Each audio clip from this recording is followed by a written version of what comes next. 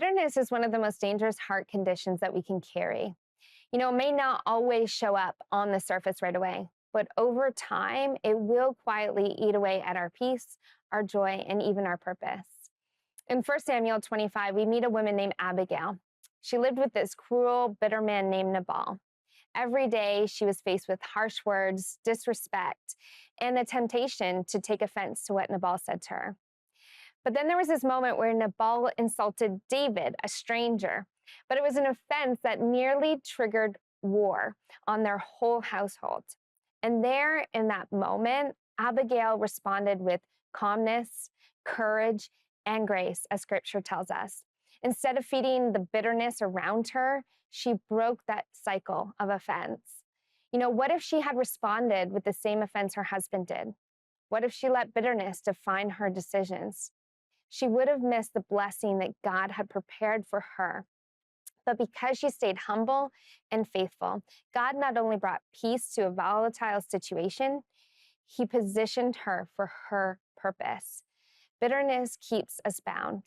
We can think that holding on will protect us, but it actually steals from us. It clouds our character, it disrupts our intimacy with God, and it poisons our relationship with others. Scripture says in Acts 8, verse 23, "For I see that you are full of bitterness and captive to sin."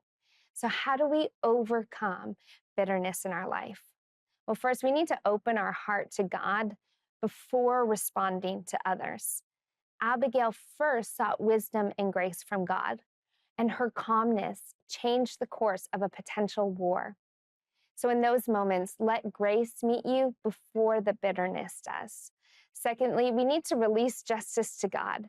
Romans 12, verse 19 says, "Do not take revenge. Leave room for God's wrath."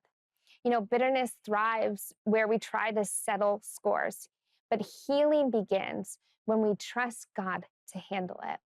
And we need to let love replace offense in our life. I know that's hard to do, but 1 Corinthians 13, verse 5 reminds us that love keeps no record of wrongs. Forgiveness isn't just a choice, it's really a lifestyle. And love is the only lasting antidote to bitterness.